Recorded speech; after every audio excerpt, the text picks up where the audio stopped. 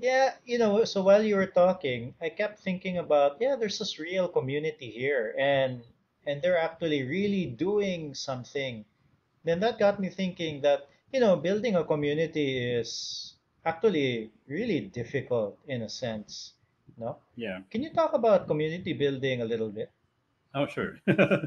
Again, most of my concepts when it comes to community building comes from my professional work in advertising, and it really taught me that you really can't tell people what to do. You think that if you tell people what to do, that they would actually do that. They would be nodding their heads while you're there, but they would not.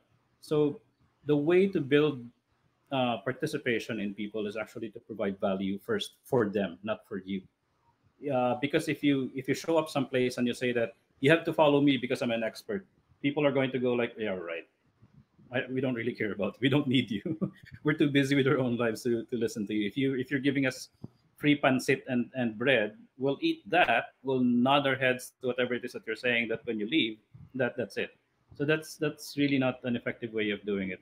So the way I've been building the Bike Scouts community is really that to respect the time of the people that I invite to join the Bike Scouts, to treat them as professionals, as people who know better than me the things that are happening in their own community. Like for example, if I go to Cebu, for example, but by the way, I live in Cebu every now and then, but unfortunately, most of my work is here in Manila, so I really get pulled back to Manila. But yeah, I would live there for like 6 months, 12 months, so on and so forth. So anyway, going back. Uh, yeah, building the community is really about providing value, respecting the time of the people that you're talking to, genuinely listening to what they have to say. Because one of the main problems that I've had in my life, in my personal experience at least, is that organizations that try to do things on a nationwide scale, they're always built on the idea that you need a sort of like a king figure who is this all-knowing god-like person who knows everything that will solve your problems, and that's never true, of course. If especially most of the time this person is sitting in Manila, and his perception of things is basically the meeting with his friends in Starbucks or in some comfortable meeting room in Manila, and then they think that the things that they come up with in that meeting will work everywhere else, but that's never true. That's from my personal experience, that's never true. The best way the way that Bike Scouts is doing it actually is that we're as an organization we're collecting partners. For example, the Dutch embassy, the Danish embassy, Decathlon, Rappler, LoopPH, and everybody UN OCHA and everybody else.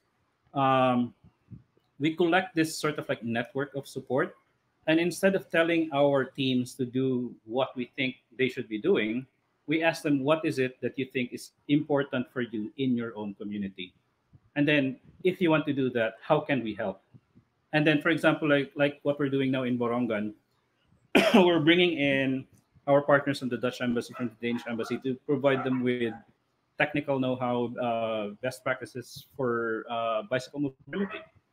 So that's really the best way to do it. Our role as an organization is really to provide that network of support, because this network of support is not necessarily available to people who would be living in places where there's not a lot of opportunity to get to be in touch with people from companies, from governments, or government agencies that would be able to provide them help. So I'm curious. So let's say you these partners, and so you approach them and then you ask them what is it that they need. How can we help you? No. So for example, like in the case of so the Dutch embassy, it was information dissemination in that sense. Let's say, how about like Decathlon, for example? How did you guys partner up with them, and what did you guys do?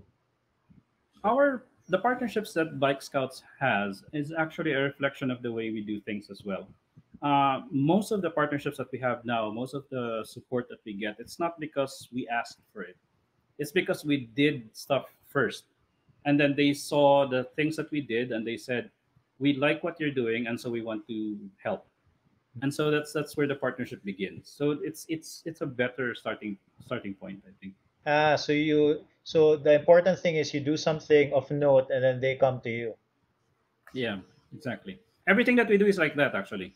That's why we don't have formal funding. We don't have a lot of this stuff that other organizations have. We are really, if you think about it, really 100% grassroots initiative. We are just ordinary people basically who came together as a community, and out of our own pockets, that's how we started out. And even now that we have some support and some help, we're still doing it that way. Basically, it's just really us, one person, and talking to another person, and then trying to find out what we need to do with whatever it is that we have. Mm. Yeah, and then when you were talking about also like the this what was your word, king figure, when you have a Yeah. community, no, Yeah. the yeah, I feel like a lot of times when in a way I think, like me personally, I tend to not join a lot of like these organizations or communities. I think it's because I don't like the idea of somebody like a king figure, Yeah, dictating exactly. every. Nobody does. Yeah, and I think that's for me personally. Yeah, well, maybe nobody does, but like but to build like a community, there really is, like, I do notice some communities where there really is somebody who tries to, in a way, it starts off as a community of people who are just doing their thing, but then somebody tries to take that, as you mentioned, that king figure mantle, and Yeah. just run with it and make all sorts of rules all of a sudden. Yes. And okay, so that's probably something to avoid if you want a real Yeah. It's a community. real temptation. Like if you're the founder, or if you're like one of the sort of like the people in authority in any organization, there's that temptation to, and I don't know if it's true for other people around the world as well, but for Filipinos, we have this tendency, I noticed, that we're not willing to let go of control. We sort of like to have like our hand in everything. So that's how organizations are run, and that's how organizations are run into the ground actually, because eventually people just get tired of being sort of like basically they're treated like fans or something, but they're not. They're part of your community. They have to be. They need to feel that they are valued. They need to be able to put forward the value that they want to provide. For example, there are a lot of people who know how to do photography, video, art, who are good at riding bicycles, so on and so forth. Each one of us have our own sort of like talent or thing that we can contribute. But in a lot of organizations that I've been personally, there's not a lot of chance for people to get noticed. Basically, you most of the time you just see an announcement in the group page, you go there, you buy the T-shirt, and that's it. That's your participation. You click like on Facebook, that's your participation. So after a while, that's not real value for people, because why would I do that? Why would I keep on doing that? That's nothing for me. I can do what you're doing on my own and not have to buy the T-shirt or click like on your post or something on Facebook. So the thing is that in the bike stars community, people click like on our content. It's because they're there. It's because it's their story, or because it's the story of their friends. So it's sort of like that. They get to feel that it's a real community. To be honest, if we just wanted to go after volume, for example, we'd probably be in the hundreds of thousands right now, membership in our Facebook group. But we didn't want to go that way. We wanted to sort of focus on quality versus quantity. We place a very heavy emphasis on protecting the community culture that we have. So if you notice, Bike Scouts is one of the very few groups on Facebook where you very, very rarely, if not never, see negative stuff. Every now and then, now that we're growing, the new members, sometimes they forget, or they sort of like fail to realize it in time before they start posting.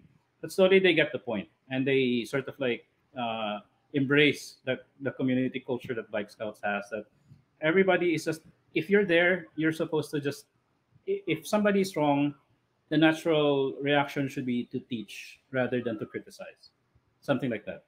If somebody's doing something, even though it's not important or relevant to you, how it's not hard to just say something positive or inspirational to that person, to just keep going, keep doing that. We're behind you, stuff like that. And I think specifically on social media, that's what we really need to build right now, because there's not a lot of places in social media where you will find something like that. So that's what Bike Scouts is trying to do.